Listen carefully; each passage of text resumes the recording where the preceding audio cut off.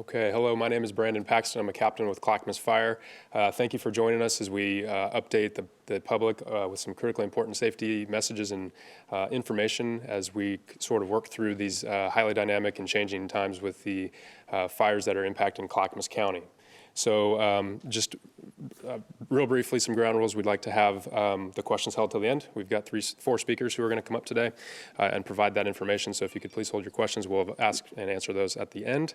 So today you're going to hear from Clackamas County Sheriff Craig Roberts, the Oregon State Fire Marshal Incident Commander Lance Leidy, and the Oregon State Fire Marshal's Office is now providing command and oversight for the fires within Clackamas County, so you'll hear from them.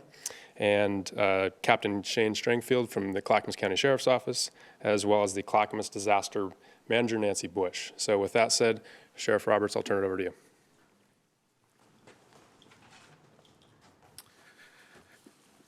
Well, again, good afternoon. My name is Craig Roberts, Sheriff of Clackamas County, and I just want to point out really right up front that, as you know, this situation is evolving rapidly at really an unprecedented rate.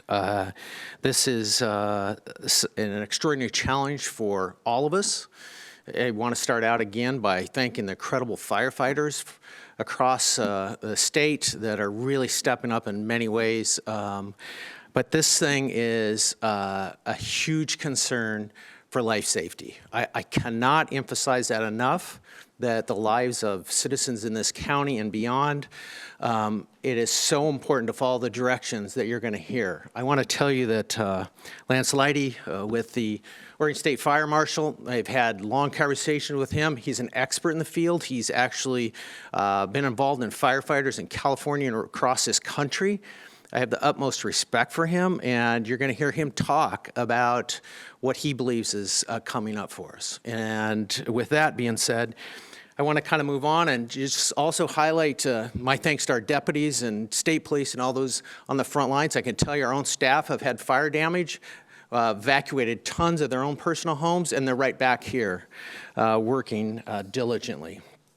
I think to start out is all of us, we want to make sure you understand perfectly the level of response when we're talking about it. Once again, level 1, be ready for the potential evacuation. Level 2, be set to evacuate. You must prepare to leave at just a moment's notice.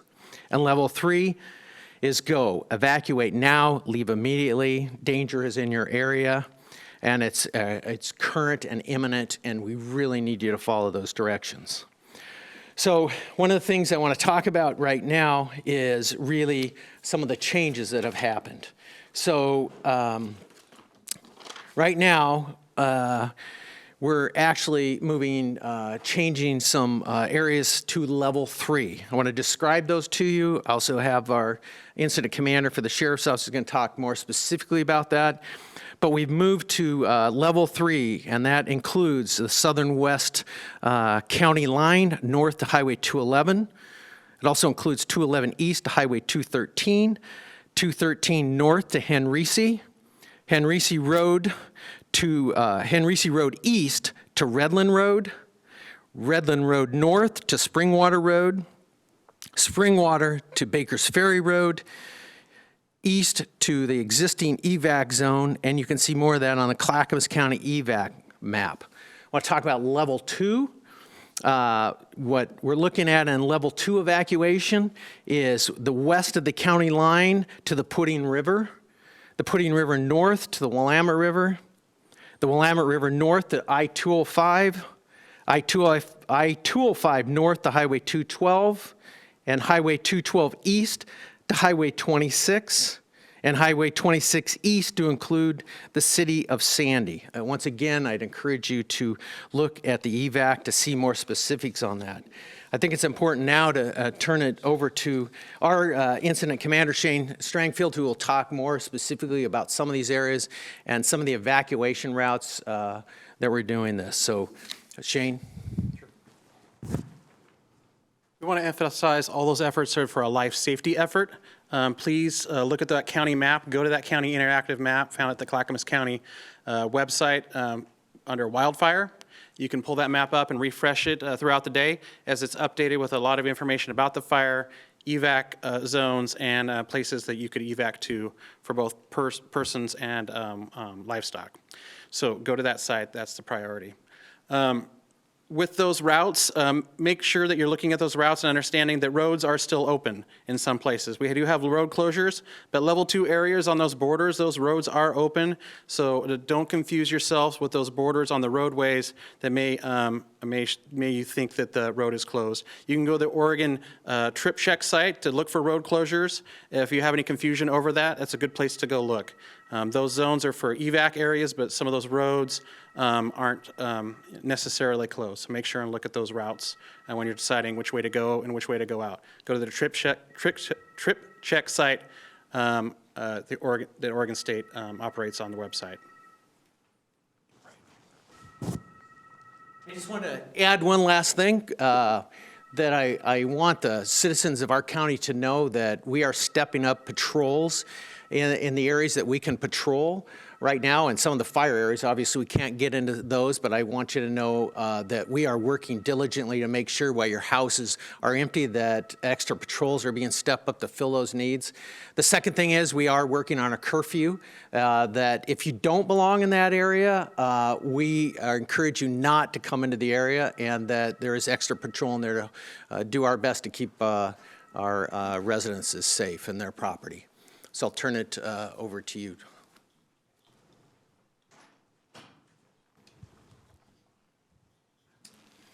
Good afternoon. I'm Lance Slidey, Incident Commander for the Oregon State Fire Marshal's Office. We've been summoned here under the Conflagration Act enacted by the Governor's Office. Sheriff, thank you for what you said about the comments. I do appreciate that.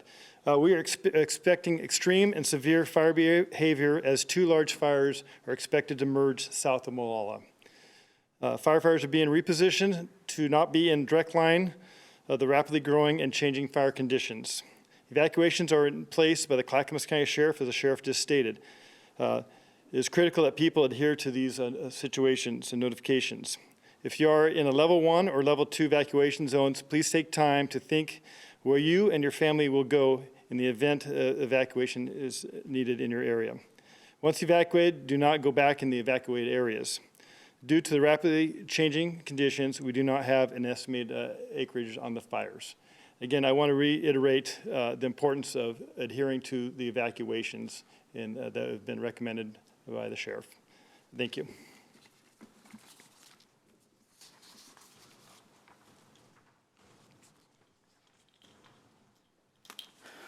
Good afternoon.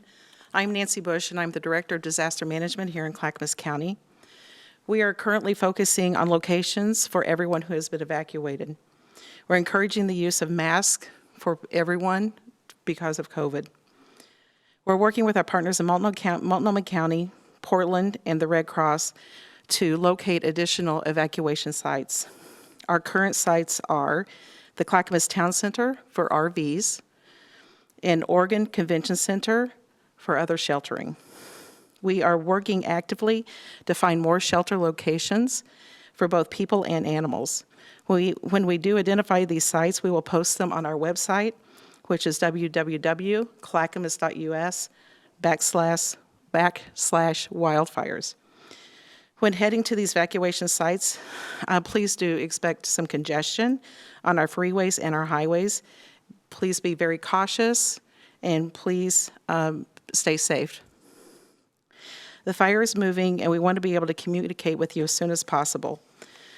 To receive evacuation notices by phone, please sign up for our public alerts at clackamas.us/DM.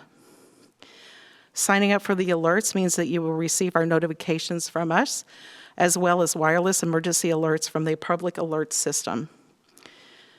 We will continue to keep the public informed.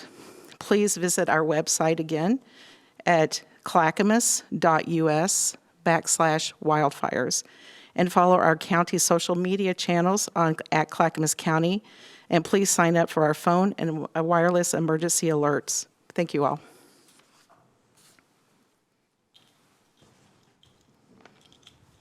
Okay, thank you. That concludes the formal presentations. I would anticipate there are some questions, so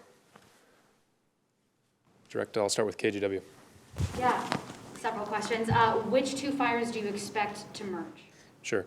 So I'm going to turn that back over to our Incident Commander, Lance Leidy.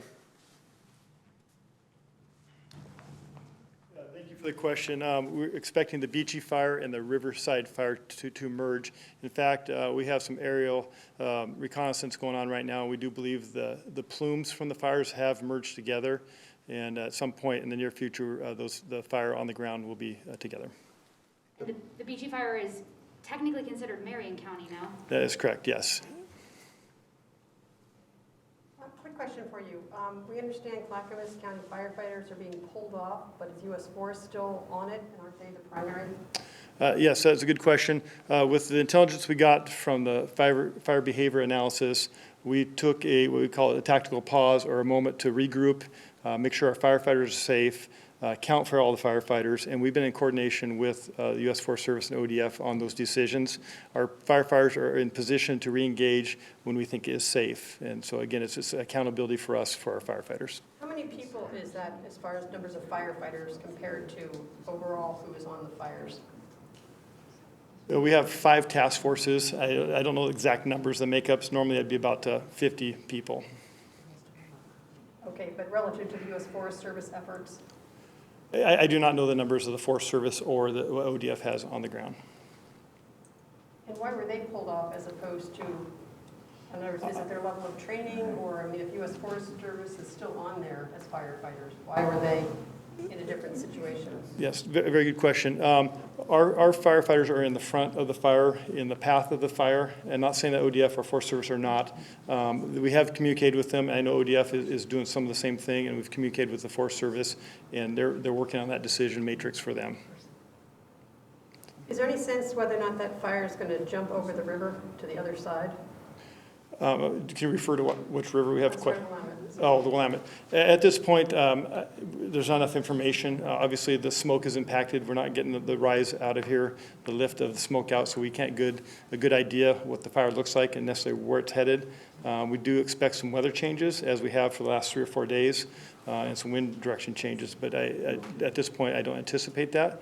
But then again, we've seen fire situations in the last 3 days in Oregon that we've never seen before. Has there been any ability to have air resources up in there to fight the fires? In the last 3 days on the fires in Oregon, we've had very limited success with air resources because of the inversion of the smoke. At the point that we do get a lift of the smoke out of here, yes, we will have a lot of air resources that are sitting idle at this time. How concerned should people be in the level 2 areas right now? Because these are densely populated areas. I mean, Oregon City, Canby, all these places. Yes, we understand the impact and the large number of people. And when we do the ready, set, go, that is a progression. So once we bump something to level 3, it's natural for us to set that level 2 with anticipation that the fire could get there. That gives us usually a buffer in a normal environment, a full day. Again, things have changed dramatically in our state and this fire behavior, kind of a perfect weather scenario. So we try to build in that buffer. We're hoping that the weather does change and that we can actually start anchoring the fire and start working the actual fire line. Are the 4 fires that Clackamas County mentioned yesterday, the Willett, Under Road, and the Riverside, are those, there was one more as well. Are those 4 fires still the main fires of Clackamas County along with the Beachy Fire? That is correct, yes. The Beachy Fire it has probably already came into Clackamas County and or is merged with the Riverside. I'm not sure the actual boundaries of that, but it may be into Clackamas County at this time also. Is there an update on, it was reported there hasn't been any deaths or injuries for civilians in the Clackamas County areas. Is there any update on whether there has been any injuries or deaths? We have no reports of death or injuries on the fires that we're currently managing. So in terms of for civilians and firefighters? I'm going to have to refer to 2 firefighter minor injuries. 2 firefighter minor injuries. You said you don't have an estimate on acreage. Is that how much is currently burning or how much is total burned? We do not have an estimation on any of the acreage at this point for a couple reasons. We're working on some IR flights and then just calculating out those fires. As you know, resources across the state are very, very slim. So to get boots on the ground and measure those is very difficult also. Can you sort of break down which fires of the 4 are specifically threatening which communities? Because Riverside Fire is still threatening Estacada, now Malala. Yeah, Riverside seems to be the fire that has the biggest drive, and that merging with the Beachy Fire are the two that are our biggest concerns. Obviously, when any fire comes together, that synergistic effect to those fires creates a very interesting dynamic for the fire. But the other 3 are still threatening homes. I mean, like, Yeah, yes, they are. Yeah, absolutely. Every fire out there right now has a threat to home. It's just these two happen to be the ones that are really driving the plume that is out there and causing us the most problems.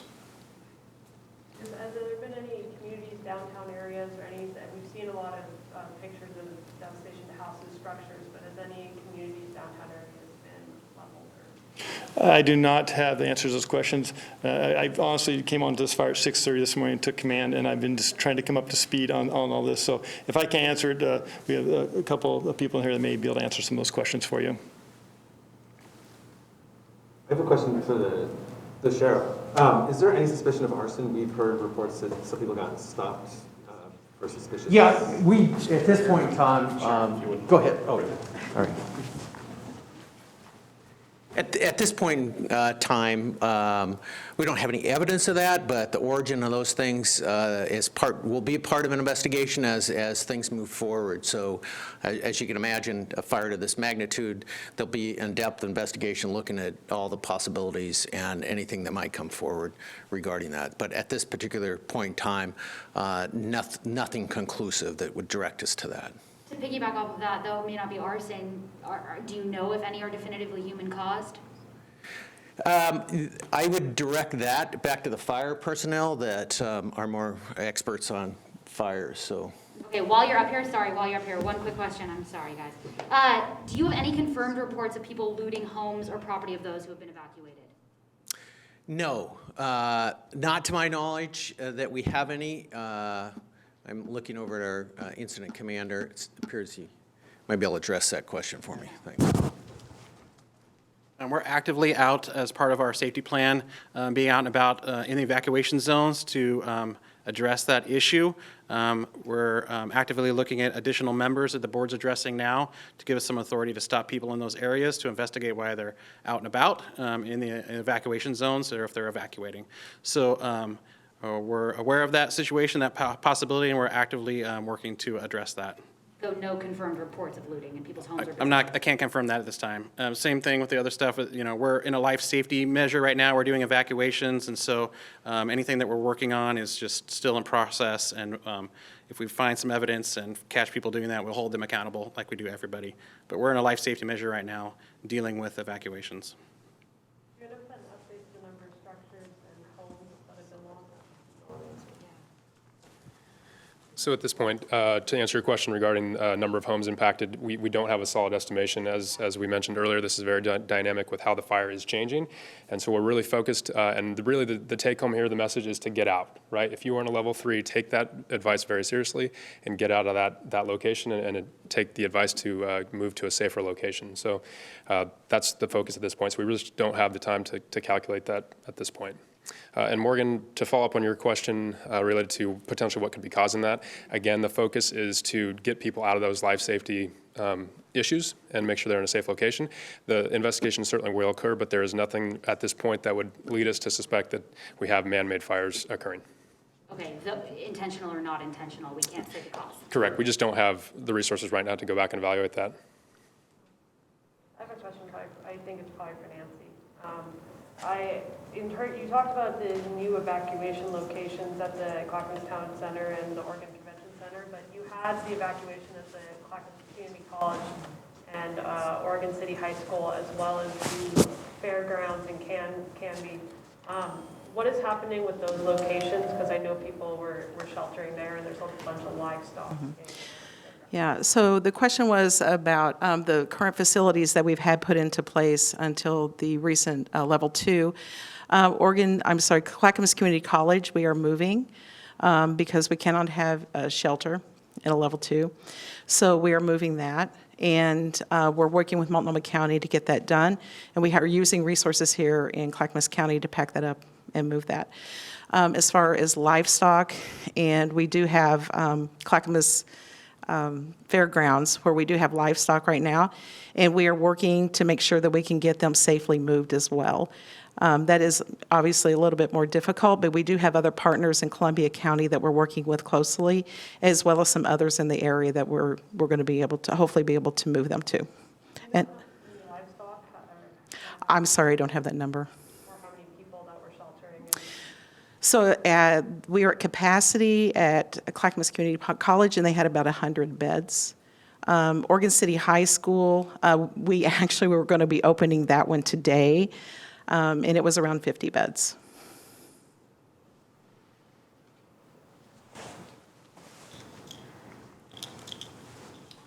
Okay, happy to take any additional questions if there are. We should tell people to go to the convention center at this point, right? Yes, we have the two sites. We have the town center, which was where we were directing our RVs, and then the convention center is where we are hoping, we are doing congregate sheltering. Could people with livestock go to the town center as well? I'm sorry, I'm not, People with livestock that are like leaving Malala, could they go to the town center as well and park there? they can go there, they can't take their livestock there. They can't bring like a trailer that they're hauling? Okay. That is my understanding. Oh, sorry, I was writing. The Clackamas Town Center or the Convention Center if you have livestock? No. No. No. What's the recommendation? I apologize. I'm sorry. So if they do have livestock, we're going to have to get that information out. I don't have that information with me, I'm sorry. Livestock is very difficult, as you can imagine, so we will be getting that information out. And then, I don't know, someone has, one of the fire officials, an update on Estacada. I had heard different rumors about what had happened there, what the status is.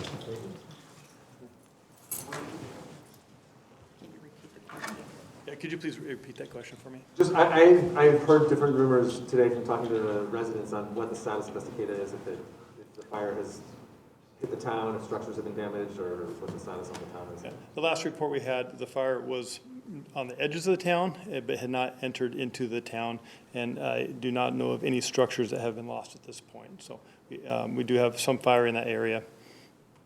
I have the same question for Malala. How I do not have intel on Molalla. Again, that's where the Beachy Fire and the Riverside Fire are converging. And so it's putting a lot of pressure, a lot of smoke down there. And I have not talked to anybody in the last couple hours on that. As of a few hours ago, it had not been in Molalla. Are you getting a sense for the speed with which the fires are traveling? Yes and no. We're experiencing some potential weather changes. And so the speed and travel depends on the direction. So a plume domination of a fire is a plume that goes up to, right now it's about 10,000 feet in the air. It's pushed through this inversion. And so it also will cause its own winds with that. And there's always that chance of that plume falling over and pushing smoke and sparks and embers. As before coming to this meeting, we did have a little bit of shift in the wind, a little bit of marine layer coming off, pushing from the west to the east. That is something we've been kind of expecting the last couple of days, and we'll have to watch that very closely and see what that does for us. In terms of size, how would you categorize that a 10,000-foot plume? Is it average? I mean, tall, like? I guess my best analogy is you've seen thunderstorm heads over the Cascades. It looks something similar to that. Talking about the winds created by the fires, what are firefighters on the ground? What are they experiencing when they're near this area? Is this fire creates its own weather patterns? Yeah, I mean, on this one currently right now, like I said, we've had pulled some firefighters back from those areas, so I don't have the actual experience on that, but traditionally it increases the fire behavior to very extreme conditions. It's very erratic, can cause its own winds. And in a normal wind-driven fire, that fire has a very specific direction it's going. It's going to go down canyons and over ridges and spot. In this case, it could cause fire to spread in a 360-degree. So again, those, like I said earlier, the dynamics of fire conditions in Oregon and Washington right now are the most extreme we've probably ever seen in our current lifetime. Thank you. Brendan, sorry, do you have an update on structure lost? So just, that was a question from earlier, but no, there's no update on number of structures lost at this point. But like, we're just going off of what we heard last night. Yeah, that's the best estimate we have. And again, with the changing fire lines and emerging fires, it's really hard to know at this point. Any plans for any more updates tonight, given kind of the nature of it seems like there are more evacuations and things are increasing? Yeah, of course, our goal is to provide updated information to the public as quickly as we can, but please understand this is changing very, very quickly. So I would hope to provide an additional update this evening. We'll do our best, but that's about as good as we can do at this point. Okay, so with that said, I think just as a take-home, this is very critical that if you're in a level 3 or even a level 2, take those advice and those notifications very, very seriously. And so we'll close with that. Please be safe. Our thoughts and our hearts are with those in the community who are impacted. And we're just all in this together. So please be safe and look for more information as it comes out. Thank you. Thank you.